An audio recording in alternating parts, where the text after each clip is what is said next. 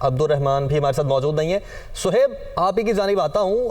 तनवीर साहब कह रहे हैं कि वहाँ पर जो मौसम है, थोड़ी थोड़ी बारिश शुरू हो चुकी है, चंद कतरे बूंदें पड़ना शुरू हो चुकी हैं, और जो बॉल फर्स्ट करवाएगा, बॉल फर्स्ट जिसको मिलेगी वो उसको आज एज मिल सकता है। देखिए, उन्होंने बोला कि जैसे आज पिच थोड़ा डिफरेंट नजर आ रहा है, तो मैं आपको एक चीज बताता जाऊँ, ये कोई न्यूयॉर्क में जो स्टेडियम है ये इनबिल्ट पिचेस नहीं है, ये पोर्टेबल पिचेस हैं जिनको बना के यहाँ पे लगा के फिक्स किया गया।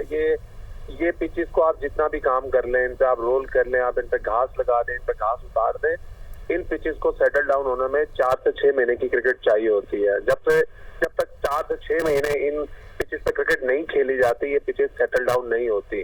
तो ये पिचेस अभी क्योंकि लगाई गई हैं, मेरा नहीं ख्याल कि कोई ड्रास्टिक चेंज आएगा। ऑब्वियसली हो सकता है शायद थोड़ी बेहतर हो जाए, लेकिन अगर आप एक्सपेक्ट करेंगे कि एकदम पिच ऐसा चेंज हो जाएगा कि 180 रन बन जाएंगे और वो चेंज हो जाएंगे, वो मेरा नहीं ख्याल कि इस पिच में अनइवन बाउंस भी रहेगा, कोई बॉल गुडलैंड से एक्स्ट्रा बाउंस करेगा, कोई बॉल नीचे रहेगा, सी मूवमेंट भी होगी, कोई बॉल स्पिन होगा। यही पोर्टेबल पिचेस से ऐसा ही होता है। अक्सर हम लोग न्यूजीलैंड में भी जब जाके खेलते हैं, जिन ग्राउंडों में नई पिचेस इंस्टॉल की गई होती है, वो पहले 5-6 महीने वो ऐसे ही अनइवन खेलती है। और बाकी देखें, जहाँ तक मेरा तो बड़ा फर्म बिलीव है कि सुबह 9:30 बजे वाले मैच में, चाहे आप मुल्तान में खेलें चाहे आप लाहौर में खेलें, पहले बॉलिंग का बहुत एडवांटेज होता है, क्योंकि T20 क्रिकेट इतनी ज्यादा मॉर्निंग में खेली नहीं जाती, प्लेयर इतने यूज टू होते नहीं है ऑब्वियसली विद द टाइम। और जैसे कि हमें पता चला है कि बारिश का भी उधर चांस है, तो आई थिंक बारिश के चंद कतरे तो पड़ना शुरू हो गए हैं। तनवीर साहब चूंकि अमेरिका में ही मौजूद हैं और वो बता रहे हैं कि बारिश के कतरे गिरना शुरू हो चुके हैं।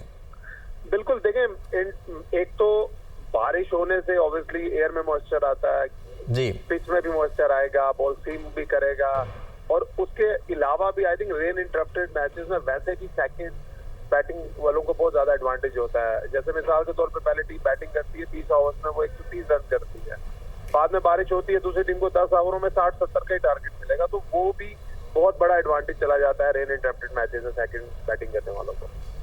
सही।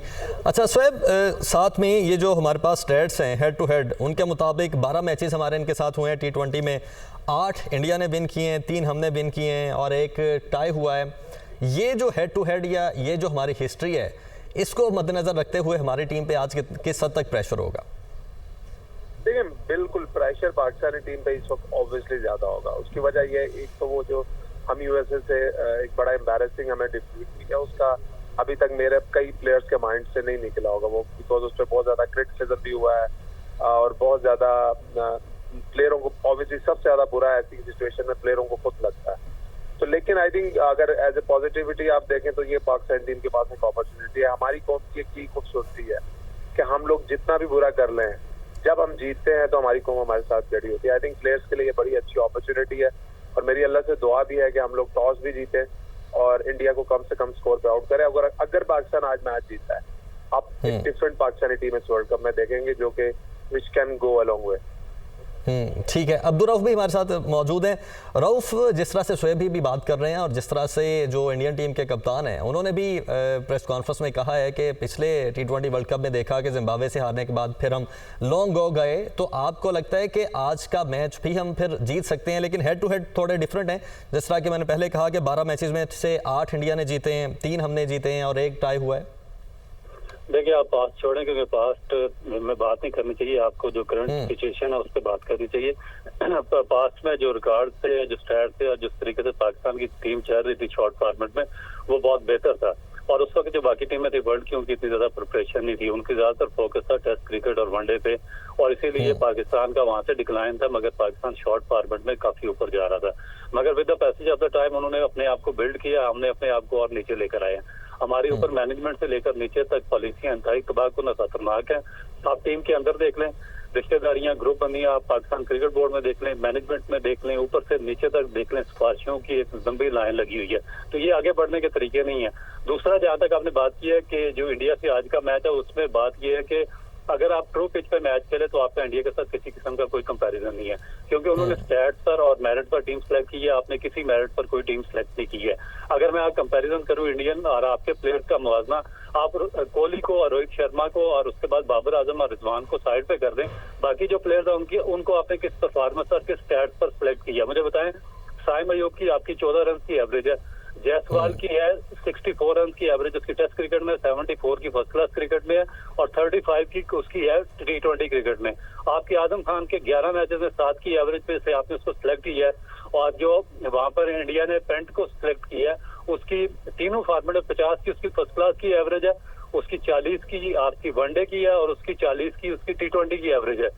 उसके बाद जो अभी ड्यूब को सिलेक्ट किया 350 रन उन्होंने आईपीएल में किए हैं, उसके बाद फर्स्ट क्लास में 50 की उसकी एवरेज है, 40 की उसकी इसमें T20 में एवरेज है।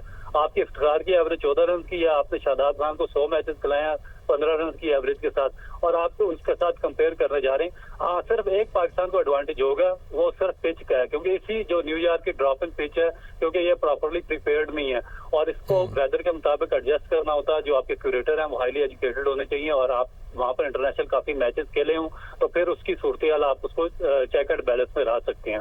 मगर ये जो न्यूयॉर्क की पिच है, क्योंकि ये अंडर प्रिपेयर्ड है और इसमें पहले मैच में श्रीलंका 77 रन पर आउट हुई है, दूसरे मैच में जो आयरलैंड है वो 90 पे आउट हुई है इंडिया के खिलाफ 96 पे, और उसके बाद जो बॉल है वो भी अनइवन वहां पर अनप्रडिक्टेबल किस्म की पिच है, जिसका एडवांटेज पाकिस्तान को हो सकता है क्योंकि स्ट्रॉन्ग टीमें इसी जगह पे पकड़ी जा सकती हैं। सिर्फ एक एडवांटेज है पाकिस्तान के पास कि इंडिया को वो जल्द आउट कर इंडिया को बैटिंग करवाए और उनको 120 या 1 के अंदर पाकिस्तान उसको आउट करे तो फिर पाकिस्तान के पास एक इस पिच की वजह से चांस आ सकता है। अगर ट्रू पिच हुई तो उस पर पाकिस्तान का मेरा नहीं ख्याल कि किसी किस्म का कोई भी चांस होगा।